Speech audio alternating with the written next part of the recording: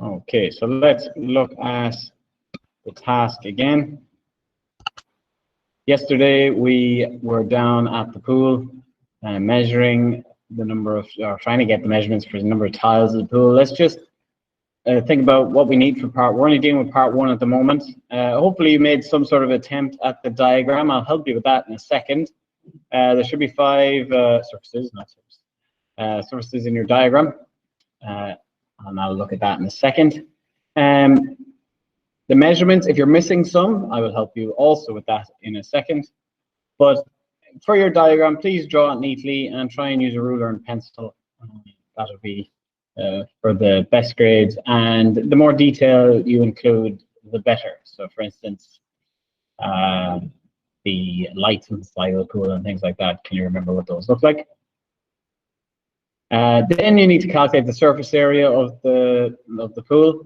So that'll be the surface area of those 5 areas, and then subtract stuff like the lights and yeah, lights in the intakes and all that. So you can subtract that. We'll look at that in a minute as well. And then the final bit in part one is how many tiles would you actually order? So many tiles it will take to retile the pool. So you're going to have to probably round your answer and think about what you noticed down at the pool. So you're going to give a final answer about how many did order, so how many it would take. So justify why you picked that number of tiles. So if you worked it out, and we look at the workings on this in a second, if you worked it out to be 10,000 tiles, are you going to round that answer up or down a little bit based on what you've seen in the pool and what might happen if you're actually tiling this pool? But that's going to talk about a little bit more in the next section, which I'll give you on Thursday. Okay, so what I'm going to do, I'm going to swap cameras now so we can, I can go through each bit of that. Just give me 1 second.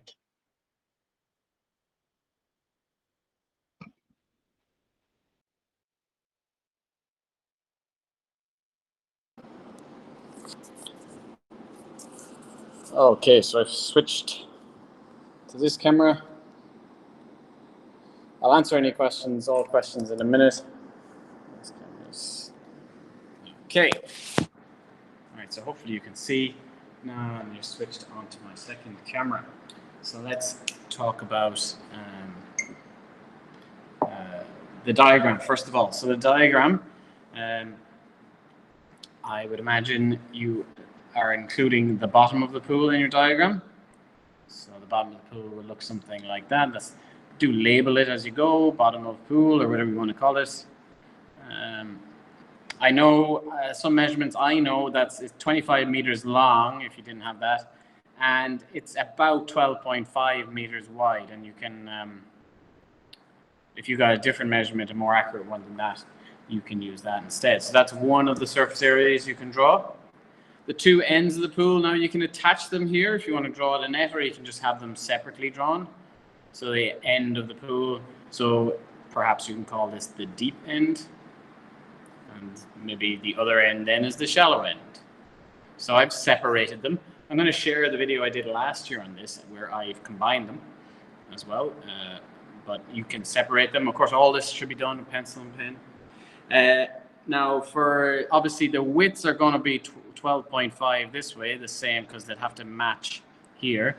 There was some details up the top here. How you implement that is up to you based on your picture taking and what you remember.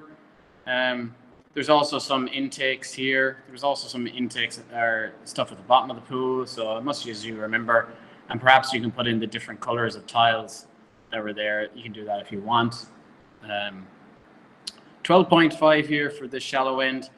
I think it was, well, 1.25 meters was the depth of the water, but I think the actual thing, there was tiles above the water depth. So it was 1.25 to here, and then there was a little bit extra. So perhaps you've measured that, or perhaps you've pictures of that. And I think the same for the deep end. It was 1.8 meters, and then plus a little bit. You can tell me what you think you plus onto that. I'm not gonna, you can estimate it. If you're not too sure, you can estimate it.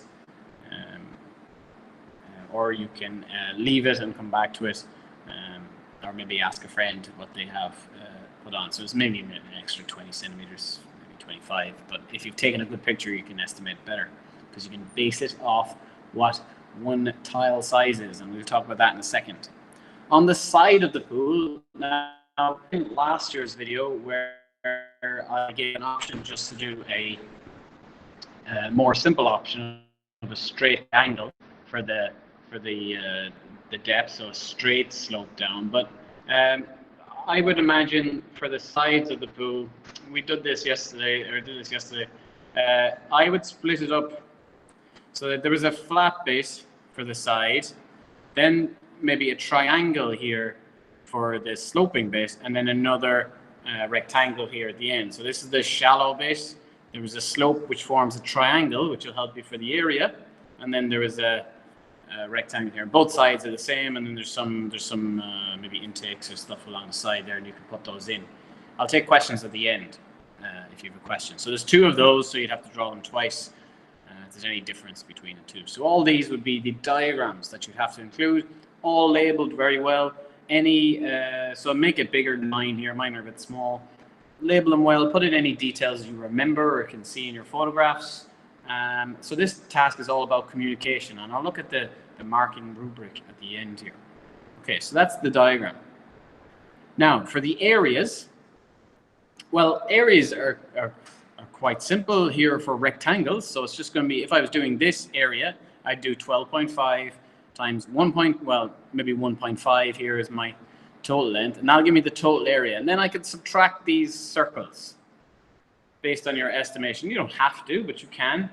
So for total area, so just multiply this times this, and then perhaps I can subtract circles if I want. I can have a little estimate of that if I want. But so is the deep end twice as deep as the shallow end? No, I didn't say that. The shallow end is 1.25 meters to the water depth, and the deep end is 1.8 meters to the water depth. That is what you can conclude, okay? So you have to, how you put them on this diagram, I'm not going to show you how to do that on this diagram, but perhaps that can be up to you how you do that. Okay, so your diagram should look like that. It should include another side of the pool here. You can draw that one again if you want. So it's a triangle and a couple of rectangles for the side of the pool. All right, so areas then split it up into, as you can see, rectangle, rectangle, rectangle, rectangle, rectangle, rectangle, rectangle, and two triangles. So you're going to have to do all those areas and add them together. So there's a number of areas you have to add together. But remember, rectangle is just length times width. If you're looking for those top grades, you need to take into account these circular intakes. And remember, the area of a circle is pi, so 3.14 times the radius squared. So remember that one, we did that earlier on in the unit. So if you want to get those areas of circles and subtract them, that'll give you the total surface area, which is one thing we need. The total surface area, without even thinking about the tiles, just the total surface area. You'd have to estimate that in ESA if you didn't measure it. So you can estimate it based off the size of a tile, which I'll talk about in a second. Okay, so that's to get the total surface area. Add the area of this, all these areas, put them all together for total surface area.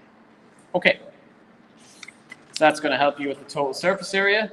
Now, with the tiles, there's two ways you can do this. Maybe you counted numbers of tiles, perhaps you did, or maybe you can use the surface area of one tile and then just divide.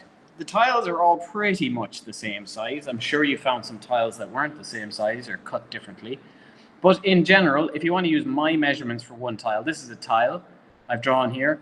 It's a rounded measurement would be 10 centimeters wide and 20 centimeters high, like that. So the area of one of these would be 200 centimeters squared. That'd be the area of one tile. And then all you need to do then is divide that into your surface area, but make sure that you have them in the same unit if you're doing division. So once you have your total surface area on the previous page, total surface area divided then by the area of one tile.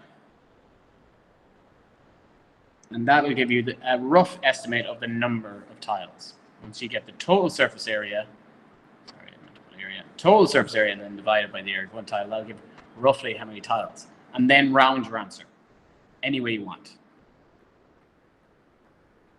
Okay, round your answer any way you want. Once you've done those things, you have completed part 1. Part 2 of the challenge or the task is going to be discussion like part 5 of the last task. So include your photographs, where the accuracy issues are, where you may have found that you might need to order a few more tiles or a few less tiles, but we'll talk about that during Thursday's class. All right, now I may take some questions. So either type a question in the chat or put your hand up and I will get to answering your questions. Olivia, I see you have questions, so you can ask that now. Yeah, are we doing this in groups? No, this is an individual task, but you're more than welcome to discuss it between you. But each person has to have, you just groups for the measurement. Each person has to be submitting the same as the painting of the room task. Okay, thank you. Okay. Any other questions?